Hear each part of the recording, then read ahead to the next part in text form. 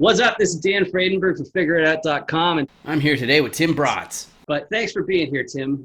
One thing I like to do on this show to teach our audience, and most guests don't know that I do this, is I get them to introduce themselves because I think it's one of the most important skills you can have. And I know you're probably the best prepared guest I've had for this. So I'd like you to show them how it's done. Can you introduce yourself, please, Tim? I mean, how long or short of an intro do you want me to make? No, I'm Tim Bratz. I'm a blue collar kid from Cleveland, Ohio originally, and got started in residential real estate about 12, 13 years ago.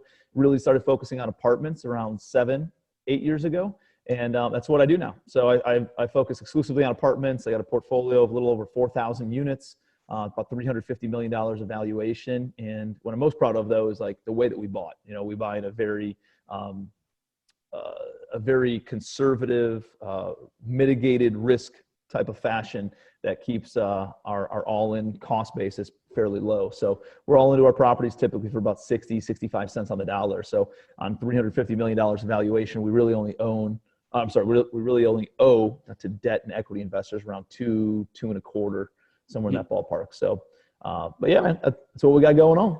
Right. And your company focuses on legacy wealth, which is basically what you were getting at, which is buying with the focus of increasing your wealth rather than constantly focusing on income. Because, and I believe the reason is because wealth has a far reduced tax burden in comparison. Now, do you think that's really an oversimplification, or like you think it's okay, or what? Yeah, I think, absolutely. Like my goal is to build wealth, not to get rich. My goal is to build legacy wealth that's going to transform not only my family's financial future, but a lot of other people's too, and our investors and my joint venture partners and my team.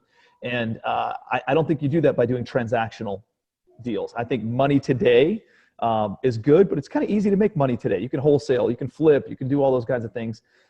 If you focus on money tomorrow, it's multiplied, or maybe even exponentially multiplied, to the way that you know, you're delaying your gratification, you're delaying your wins until tomorrow, and it becomes more, and it's amplified in a way that that's how real wealth is built. I think you create wealth by buying assets that create enough value for other people that they're willing to pay you for your asset, and that's what commercial real estate does for us. Like, if you think about it, like, we buy a property and we make it nice, we make it clean, safe, functional, cosmetically improved, and people are willing to come in and pay us on a monthly basis that covers our cost to own that asset. It covers our cost to buy that asset. It covers all of our debt service, covers all of our operating expenses, and it puts cash in our pocket every single month. Then, you know, we're paying down principal every month that our tenants pay our mortgage for us. The property appreciates every year as their rent increases with inflation. And over the course of time, all of a sudden you have this big spread of what you owe on the property versus what it's worth. And that is how wealth is created. You've had all the tax advantages throughout the life of your ownership and all the other benefits that come with it. Real estate, if there was something better out there, I've dedicated my life to financial, personal finance and wealth building. If there was something better out there, I'd be doing it, right? But I think commercial real estate is the best vehicle to generate massive wealth long term. Yeah, and I'd have to agree. And Tim, you know that I came into real estate from tech, but you got onto my radar because I have to do big deals to replace my tech check, and I have to fast track the leveling up in real estate. But I found that a lot of people, you know, the real estate company that I worked for like 7 years doing the tech for them, they're single family people. They're recently making more jumps into apartments and stuff like that. But I find that in the community of single family people, they're afraid of making the jump to commercial. And I think the word commercial is a big part of that. I think it sounds scary to them. But what do you say to people who think that commercial sounds way too intense? Yeah, I think probably where my niche in really the education market has come in is because I come from the residential side, and I've never been to a course. I've never read a book on commercial real estate. I just took the same concepts that I did in residential and I conveyed them to my commercial investments.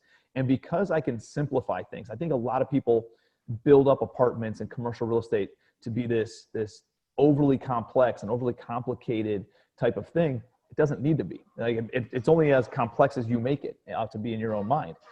The reality is it's very similar to buying rental properties that are single family. The difference is there's more zeros and there's a few more line items, right? Like there's not just one rental income. There's a lot of rental incomes. There's not just one source of income, which is rents, that now you have laundry income and you have maybe marketing income, maybe you have parking income, maybe you have billboard income, maybe you have cell phone tower income. There's a lot of different things that you can generate income from on commercial real estate. And then, on the expenses, typically it's management, or maintenance, management, taxes, insurance, utilities on a single family house. On multifamily, there's a few more things. You got some payroll expenses, you got marketing expenses, you have more accounting expenses and admin type stuff. But it's just, there's more income, there's more expenses, but at the end of the day, all you care about is the net operating income on these properties, and then a multiple of that of whatever market that you're in is what gives you the valuation. So it's still very easy to do it. There's just a couple more things to add, a couple more things to subtract, but at the end of the day, it's what is the net operating income and what is the multiplier of that in whatever market that you're investing in. So again, it doesn't have to be as complex. There's definitely nuances into moving into it, but I actually think it's easier to do big deals than it is to do small deals, just because of all the economies of scale and the efficiencies that come with having a lot of units in one location versus having to drive all over to manage and operate a property. So right. I love commercial, man. Mm-hmm. Right. And the other thing I think you mentioned is a reduced amount of red tape in a lot of cases, right? Big time. Because that's stuff that, like all my gray hairs, I don't have many for my age, but I do have them. And most of them are from taxes as far as I'm concerned. Yeah. But back to be an entrepreneur, you have to open yourself to risk, right? And even something like this show for me, like I'm doing a year of topics, like one topic per day in these daily videos and interviews like this on top of that. And all of this is on my own dime. So you might say that I'm not taking that much risk, but it's possible that my show's too weird and it falls flat on its face and I look like a dumbass. But you, sir, are buying and fixing and operating apartment buildings, which many would say is an even bigger risk. So there's risk in doing anything, right? There's risk in having a job. What if your company fails? What if your boss is an asshole? What if you get fired? What if there's a lot of other I'd rather control my risk, me, than somebody else controlling it, right? That's like why I don't go to the casino and gamble on slots, right? If I'm going to lose my money, I want to lose it because I made the wrong bets in playing blackjack or something, Right. So I think in commercial real estate, you can mitigate a lot of the risks because of how you buy and like how we buy. I got started in real estate. I was in real estate in 2005, but really more as like a contractor. I had a painting company. I worked for one of the largest home builders as like an intern in the sales side of things. And then I was a real estate agent in New York City, and I had my broker's license brokering commercial leases and retail leases and stuff. And so I was familiar with real estate. I didn't invest until 2009 after the market had tanked. And I remember in 2009 looking at different investors, and there were some people who were worth tens of millions of dollars that went bankrupt, and there were some people worth tens of millions of dollars that are now worth hundreds of millions of dollars. And I was like, dude, this is the same market, right? Like everybody's going through the same thing. What's the difference between these individuals?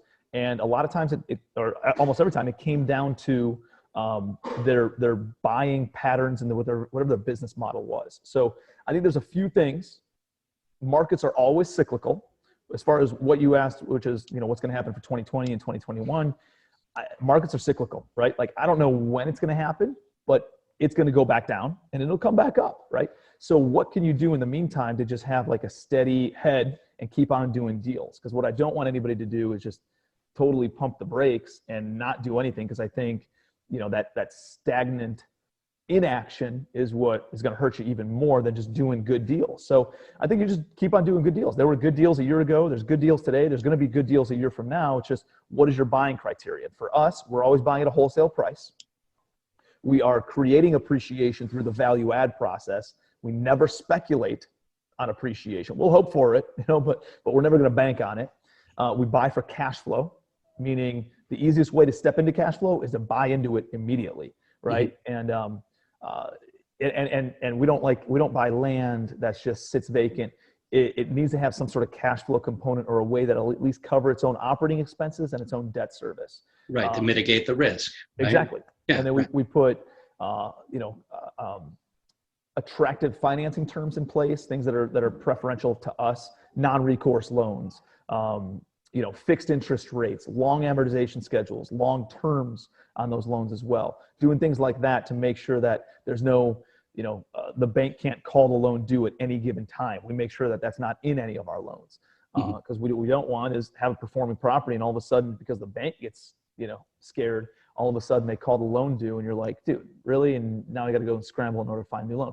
So we don't do loans with banks that have those kinds of contingencies in their loan docs. So we're doing a lot of things like that. We're buying in B class areas. When the market's good, everybody can afford B class. When the market shifts, all those luxury runners move into more of a workforce B class type housing.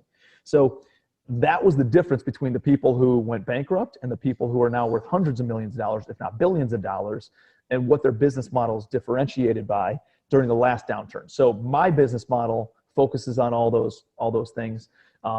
Hey, maybe it's not the sexiest stuff. Maybe it's not the get rich quick stuff, but it's get wealthy slow for sure. We know that we will build $1 billion portfolio over the next few years. My net worth will jump from tens of millions to hundreds of millions. And I'm 100% confident in what we do and what our business model is because of that. So going back to your original question, Dan, and I love your questions, by the way. You asked some really good questions. I don't really know what's going to happen, and I'm not even going to speculate. If I find a good deal, I'm taking it down. If it's not a good deal, it doesn't meet our buying criteria, then we move along, and we keep on sorting through to find better and better deals and keep on finding the good ones. We'll keep on growing our portfolio. And there's going to be some deals that are base hits. There's some deals that are doubles, triples, and some deals that are home runs. And I think if you could just keep on doing all those deals, you don't just wait for home runs because, dude, you got to swing the bat, right? You got to hit those base hits in order to get some home runs. And if I can average in the double to triple range, dude, you're doing pretty damn well, Mm-hmm. Yeah, right. Yeah, that makes loads of sense to me. And I want to lighten it up from a little bit of the doom and gloom. So I like to have equal parts intelligence and stupidity in my interviews. So outside of real estate, what's the craziest bet that you've done that didn't pay off? And what's the craziest bet you paid that paid off big time outside of real estate? Because basically I want to get an idea of your tolerance for risk as a person. Right? So outside of real estate, not outside of real real estate. estate. Yes.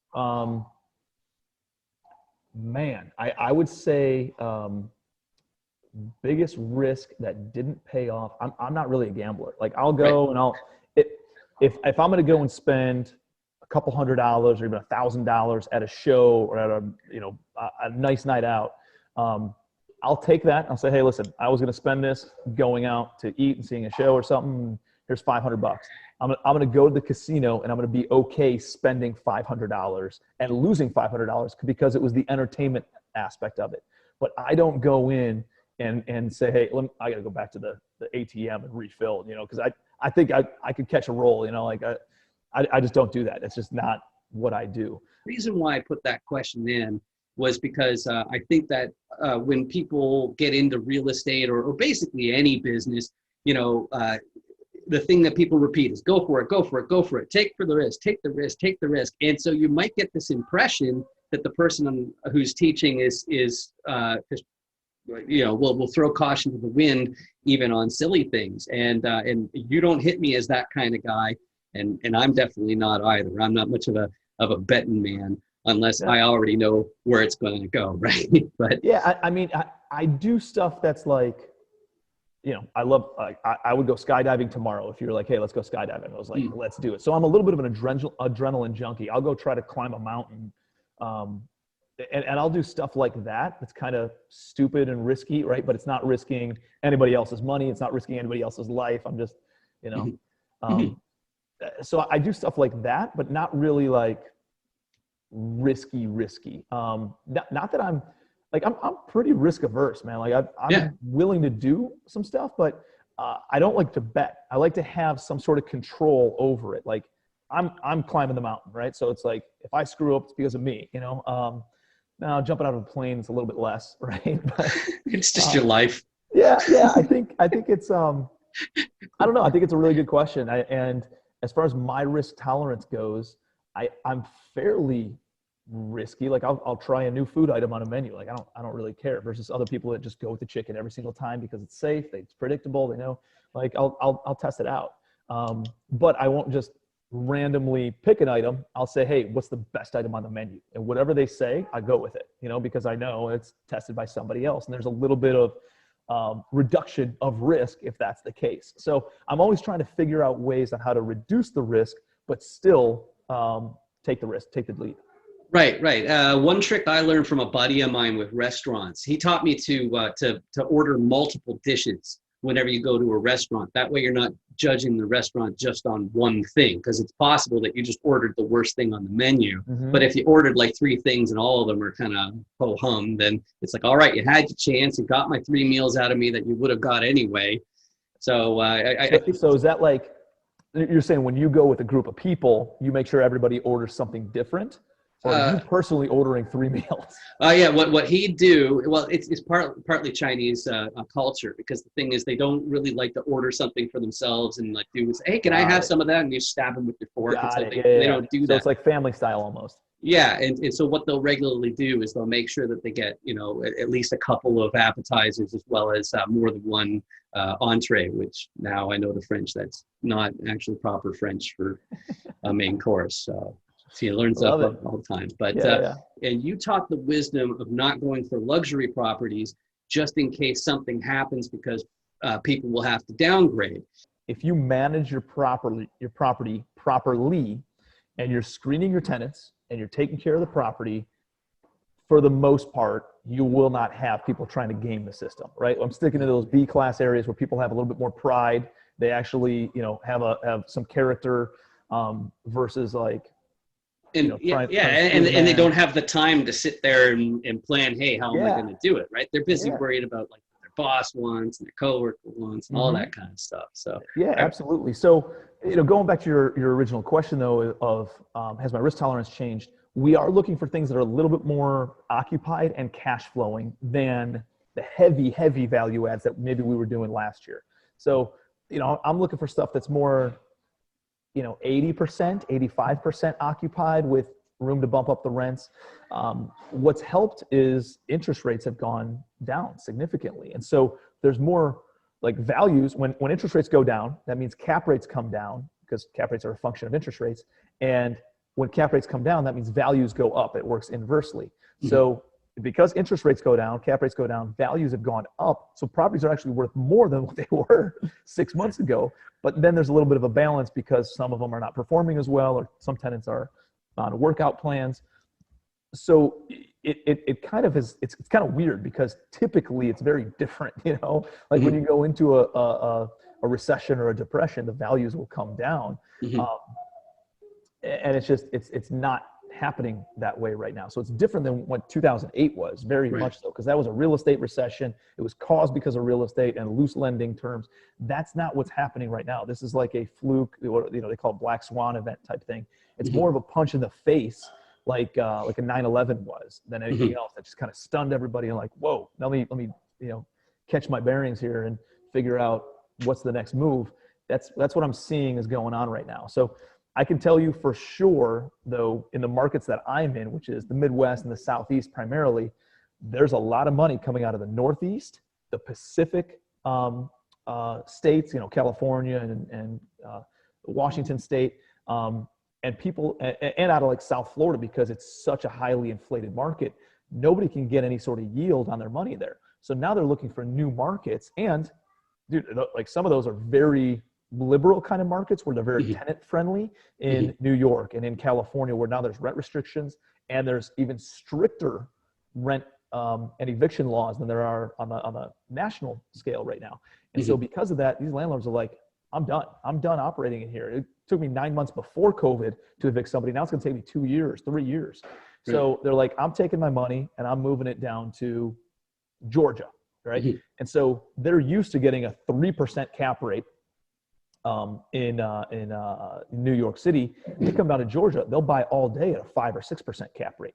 So my buildings that at best would have ever been valued at a 6.5% cap rate, 7%. I have offers like multiple offers on my buildings right now at 6% cap rates, 5.5, 5.75% cap rates. So I'm like, do I want to sell? I'm actually considering it because I don't know if I'll ever be able to get the valuations that I'm getting right now on my properties with the amount of buyers that are flooding into the Southeast. And I have other skill sets where I can find other deals and I can build new construction. They're looking to just jump right now. And it makes sense it's a tough choice because money's cheap, you know? Yeah. So it's, you know, otherwise I have to wait to pay down principal and wait another 20 years for appreciation, or can I get that money right now and roll it into other opportunities because I'm active on social media, because I you know, you have a podcast, you got deal flow coming in. Like there's people who are bringing me deals on a daily basis that I can take my cash out of those and jump into another great deal over here. So I'm actually considering it. And I can tell you the market is, as weird as it is, it's still pretty hot right now. I think like some of like lending restrictions have tightened up a little bit. If you don't have a big enough balance sheet, if you don't have enough liquidity, if you don't have enough experience, you need to go bring on some sort of outside sponsor or co-signer on the loans. But I know the people who are active and doing a lot of deals, they're trying to buy more stuff because they know what's going to happen. Like you can't pump $3 trillion into the economy and not expect inflation to occur. So there's a lot of really smart financial people who are taking their money out of the market and putting it into fixed assets. So I'm seeing a lot of that. Yeah, that's really interesting. And about the risk aversion that you were talking about, one of the most genius parts of your system that I learned from you was understanding how the banks evaluate properties and then doing your deals according to that. Like if I were just a typical guy, like I remember meeting a guy the other day who he flips running like basketball shoes, right, and stuff like that, and that they treat those like a commodity, right? It's like I buy it for cheap, sell it for more. And I don't think it would occur to me from that kind of background to focus on getting the expense ratio down. And so I mean, like instinctively, like if I was coming from my background in the different businesses that I've been in, if I saw a building with an 80% expense ratio, I'd run if I hadn't met you. But you see an 80% expense ratio and you say, oh, goody, because you know you can actually get that down, right? Yeah. That shows you, if you have an 80% expense ratio, that shows you something's not happening properly with the property. Like management is loose, they're overspending on maintenance, they're not at the right occupancy, they're not getting the right rental rates.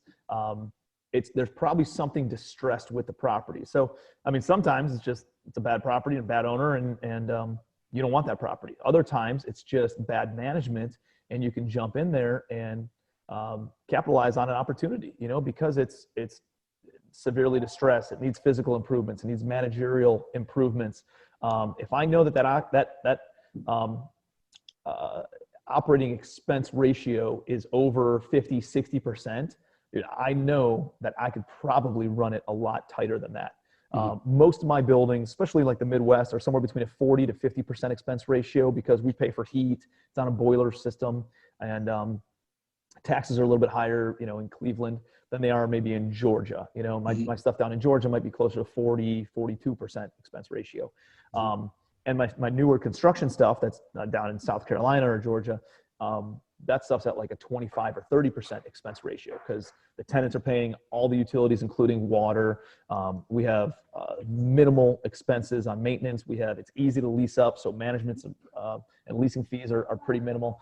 So it depends on the asset, on where that is, but that's going to give you a pretty good indication. If you're buying a 50, 60, 70-year-old building and they're saying that the expense ratio is only 25%, they're probably full of crap. You know, like that's when you're like, all right, let me really run the numbers. Yeah, this guy's full of it. It's not the case.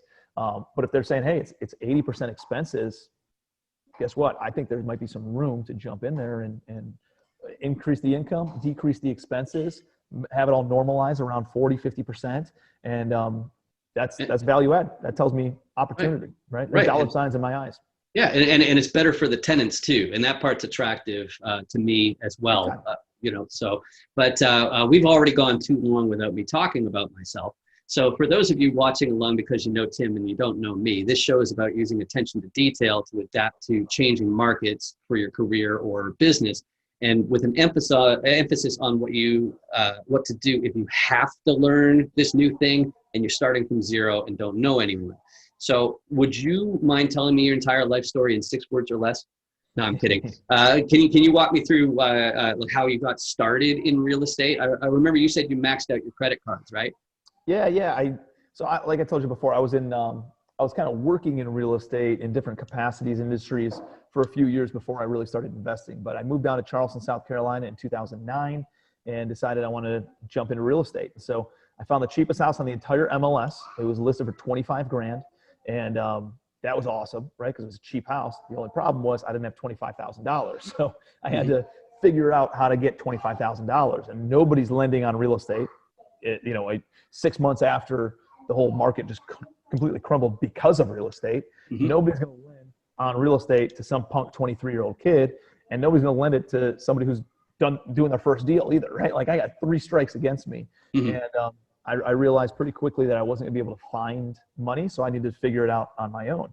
And I called up my credit card company. I asked them to increase my limit significantly. I had a $3,000 limit, and I asked them to increase it to $100,000. And they're like, not going to happen.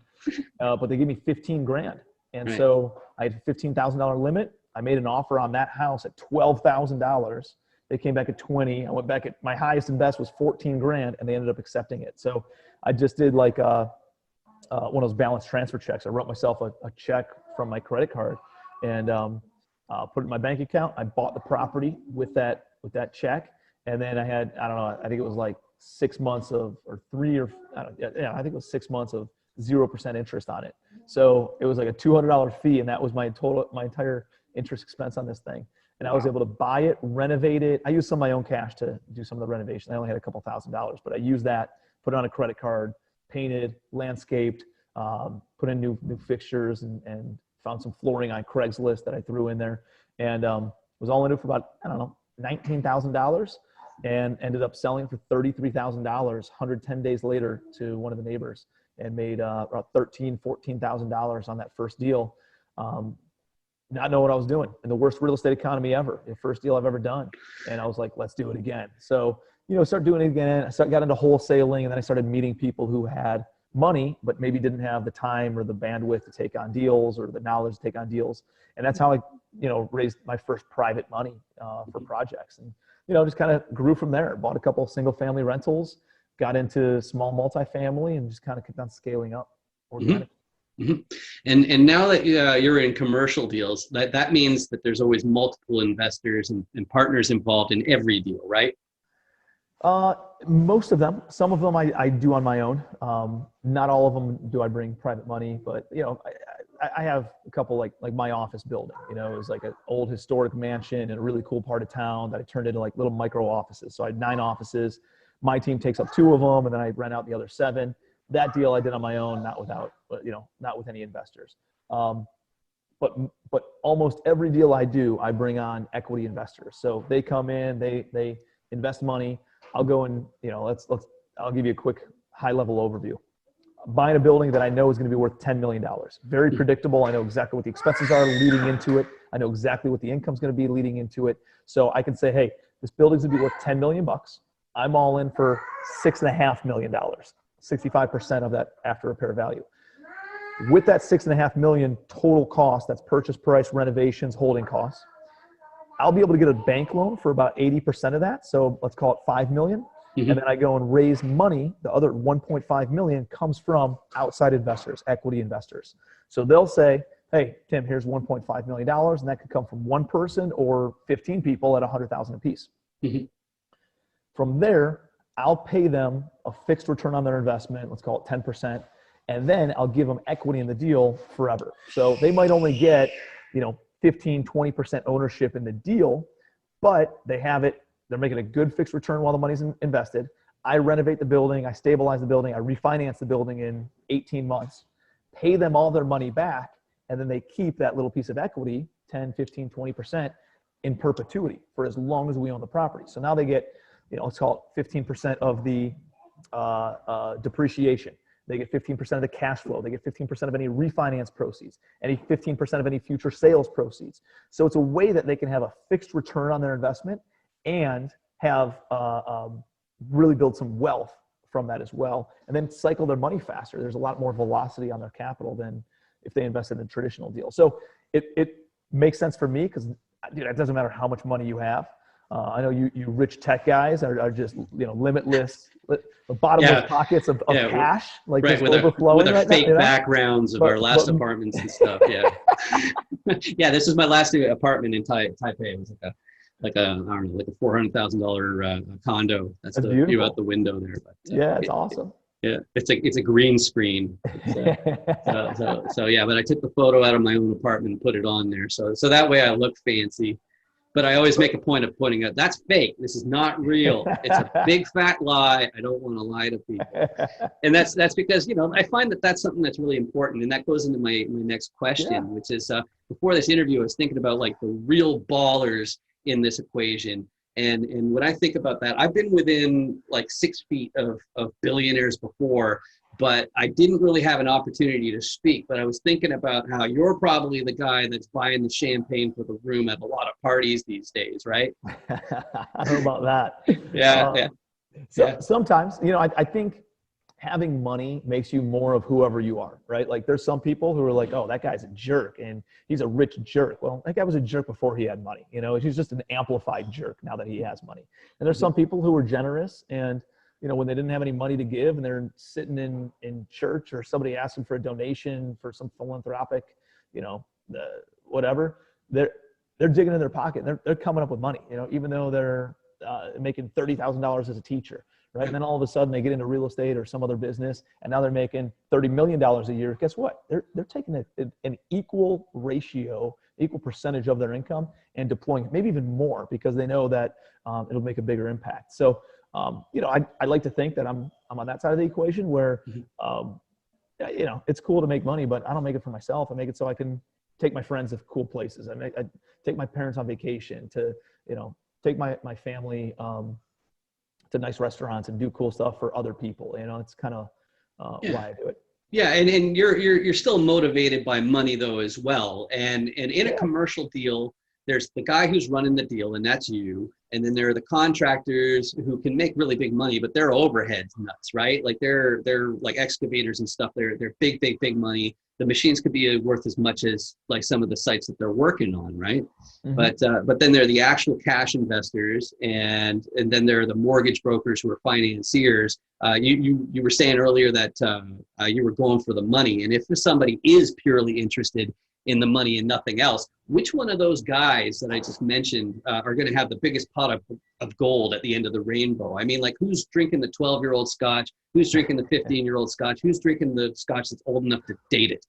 Yeah, I think that's a great question. So the way that I've been in bad business partnerships that were just unfair. And so when I structure my joint venture partnerships, I try to make sure that it's fair across the board. And everybody, depending on how much effort they have to bring and how long they're involved in the project, I try to make it as balanced as possible where everybody feels that each of the equity splits is very, very fair across the board.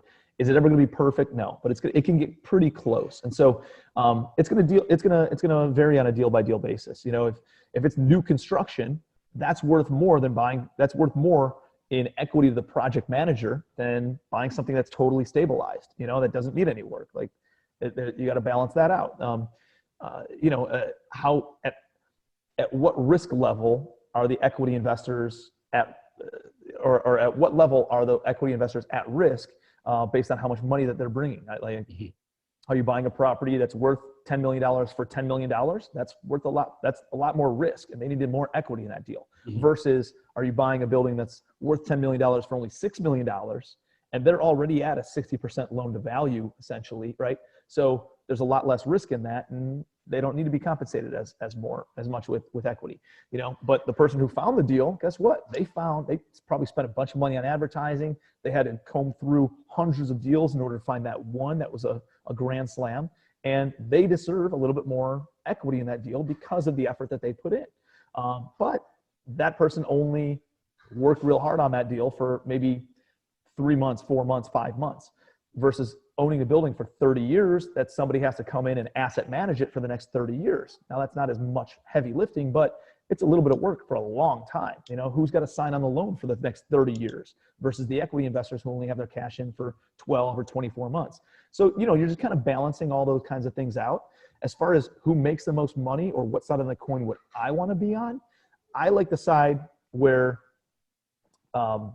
you're doing the least amount of work and you get the most equity, right? Like, how do you balance that out? And I think and you're the most passive as well, you know? So I think the private money investors have a grand slam opportunity, you know, to have a fixed return on your investment and get all your money back and then still have equity.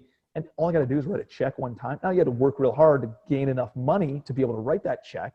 But once you have the money or you have access to capital or you can deploy other people's capital into deals and you maybe arbitrage the difference there, dude, that's where you want to be. Now, I think finance and the money, finance is the industry that commands all other industries. So if you can control the money, that's really where the sweet spot is.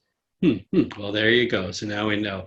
And you're talking about signing on the loan. And so that means you're being a sponsor. And to try and understand real estate deals as a system, I came up with this idea, something called a sponsor ladder. And you climbed it from zero. So in order to sponsor a loan, you have to have a net worth equal to the purchase price of, was it the purchase price of the commercial property or the loan amount? Okay, it's the loan amount. Okay, so then, so you have to build up wealth and it doesn't have to be liquid. It just has to be on your balance sheet basically, right? Yep. Your net worth has to be equal to the loan amount and your liquidity needs to be about 10% of the loan amount. Okay. So you're buying a $10 million deal. Your loan is $8 million.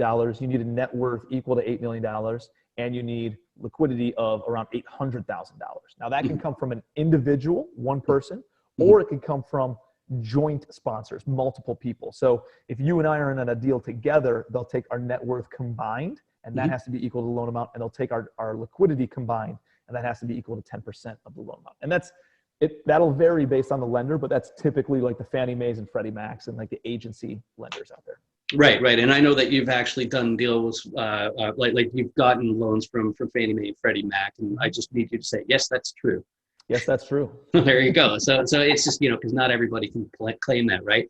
But the other thing that you mentioned earlier is that someone in the deal, it's not enough to just have enough money. You also have to have somebody on the team with experience doing deals of around that size, right? And it's not like money is the only way to do a deal. Okay. So and that can be you, Dan, or it could be maybe you have the cash, maybe you have the net worth, but maybe you haven't done those kinds of deals. You just need a very qualified management company that will be also underwritten by the lender. Like they're going to be interviewed and everything. So they want to make sure that all the T's are crossed, I's are dotted, and somebody's going to be able to step in and manage this thing properly. So you can get around that one a little bit if you have a great vendor, contractor, management company that you're working with. But the other two are pretty firm. Right. So, but the main advantage of being the sponsor on your own deal is that you get more equity, right? Yeah, typically. Yeah. Okay. So the way that we structure it, you do. Yes. Right. That makes sense. All right. So change of gears then. You've got enough irons in the fire right now that I'm sure it's getting tough to like at some time to keep track of some of them because it's running on all autopilot and other things like that. But as I mentioned, I came from tech, so I was automating, I was building forms, handling security, CRMs, mailings, all that kind of stuff. But I had to learn as a part of that, the SEC regulations about advertising to investors. I'm sure you've had some 506B and 506C offers in the past, right? Is it both? Or? Okay. Yep, we've had both.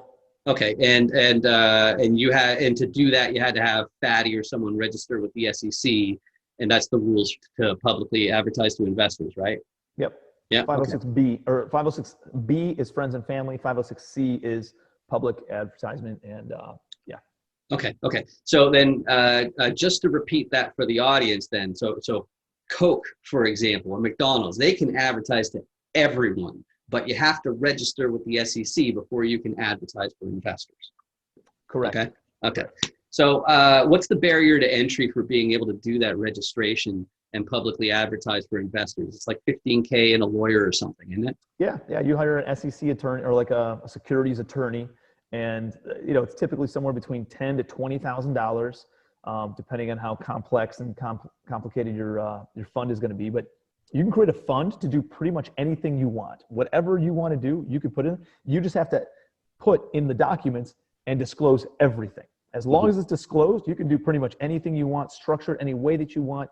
There are a infinite amount of ways to structure an investment fund. Depending on the type of fund it is, like friends and family, 506B means it can be accredited or non-accredited, meaning they have a net worth over $1 million or under $1 million, doesn't matter. There's some income qualifications and stuff too, but it can be anybody that you know and you have a pre-existing relationship with. So that's 506B. 506C is general solicitation, meaning you can go out, take a billboard out and say, and post on social media and put it on, wrap your car with, hey, invest with me, but you can only take accredited investors, right? Mm-hmm. And so that they have to have a net worth over $1 million. They have to have an income over 200,000 if they're single, 300,000 if they're married for the past couple of years, and the expectation of doing that same thing this year.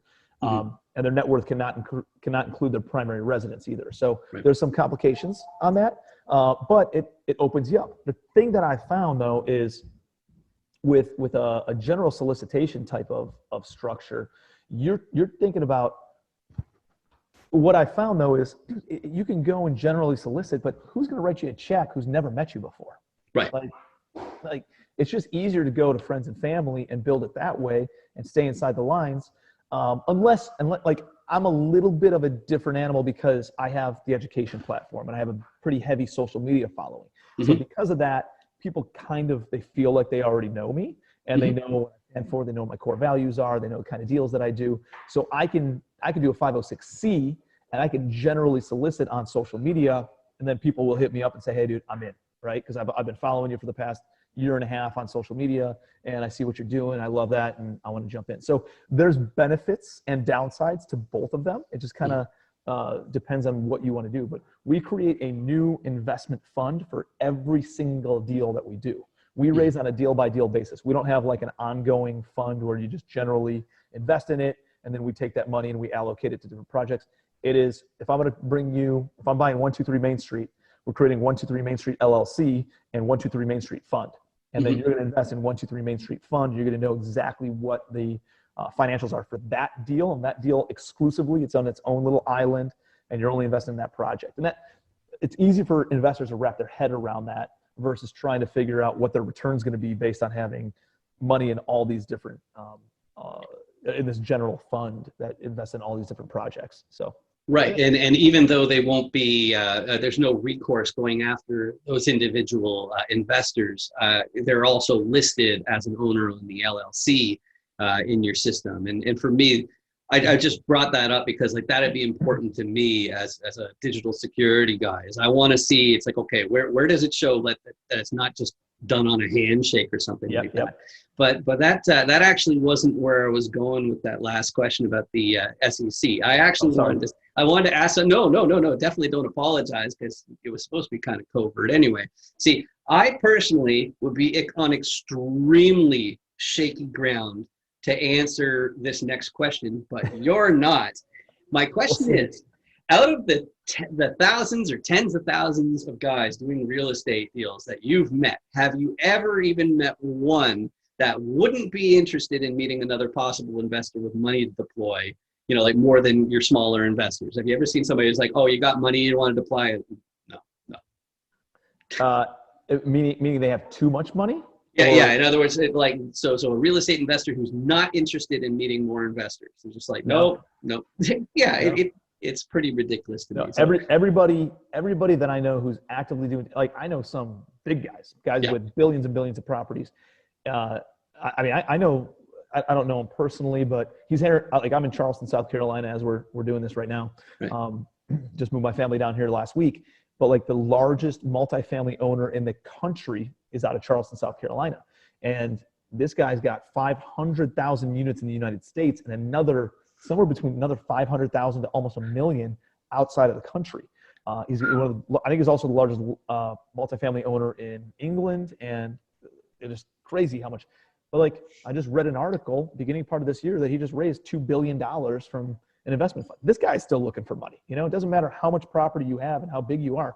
You're always sourcing deals and you're always sourcing money. If you're doing those two things, that helps you take deals down. Now, what helps you keep deals is operations, right? We're always refining your operations and dialing in that piece. That's how you make sure you don't lose any property. Okay, so you know the money is always welcome, but the SEC just doesn't allow advertising without registering. Fun. All right. So so with these apartment complex deals, you said you had like 4,000 units, and I know that 100 plus units per deal are better for you. So we're talking about big numbers here, and there's plenty of cash flow and on paper wealth to go around. So at the end of the day, I think it's all about trust, right? Like you know, I'm talking about how you have to have this net worth in order to get the loan in the first place. You have to have this experience to get the loan in the first place. And the question is, how can the bank trust their clients' money to you if you don't have enough skin in the game? Like there's no real way to gain that trust to show that you have a similar than to just show that you have a similar net worth and that you're with people who've managed similar size deals. But changing from there, you're huge on social media. And you say that building a social media following should be a priority for like every professional out there, right? Yeah, absolutely. I mean, if you're not on social media, hi Pep. If you're not on social media, you need to be. Like, I can't tell you how impactful it's been for me and my business. And I wasn't intentional about it when I first got started. I just truly believe that there's an abundance of wealth out there and everybody can have it. And I'm so like pro entrepreneurship and having your own business and really controlling your future versus letting somebody else dictate it, that I've always just shared ideas and principles and what I was doing in real estate investing and how other people get. And then all of a sudden it accidentally turned into people sending me messages of like, dude, I have this other deal. I don't know what to do with it. Do you want to buy it? Let me sell it to you. Or I have, hey man, can I buy any deals from you? Are you selling anything? Or, hey man, I have some money. Can I invest with you? Or, hey man, like, I need to learn this stuff. Do you have any formal coaching or platforms, anything like that? And so it just turned into some other stuff for me. And so then I realized, oh man, what if I was actually intentional about this and always putting social media content out there? And now it's just kind of amplified. It's taken on a life of its own. And I have some amazing people that connect with me and follow me on Facebook, and people I've done deals with, and people in my masterminds and things like that, that have really created a lot of opportunities for everybody because of it. So again, it's one of those things where, hey, you can go out and you can grab coffee with somebody for an hour, but that's a one-on-one activity. And you develop a relationship with one person. But on social media, you post. I had a post on Sunday that has 550 likes on it. You know, like over 500 people had seen that and got value from that. And that post might have taken me 30 minutes to put together or something, you know? So like, think about the efficiencies of how much more reach you have and how you can build relationships. And again, these are people who feel like they know me to the point where they're willing to write me a check for hundreds of thousands of dollars or write me a check for tens of thousands just to be in one of my coaching programs or my mastermind or something like that, or invest hundreds of thousands of dollars with me just based on social interactions on Facebook. Like, it's amazing how deep the connections can get through an online medium like that. That's the best way to segue into my next question I can possibly imagine, because what I wanted to do is I wanted to tell you about what I'm up to, because I think there's some fairly novel and not obvious parts to what I'm up to. As a matter of fact, I was meaning to ask you if you did any more research on me, and because there's plenty of weird stuff out there. I can go into more detail about that more after, but you're going to be the first person to know this outside of my innermost circle. So this show here, Figure It Out, already has 200 different topics that have been released, and I released the first one about 2 weeks before I met you to today. So over 200 videos have been released, and if you play it back to back with no breaks, it's about 3 days long so far.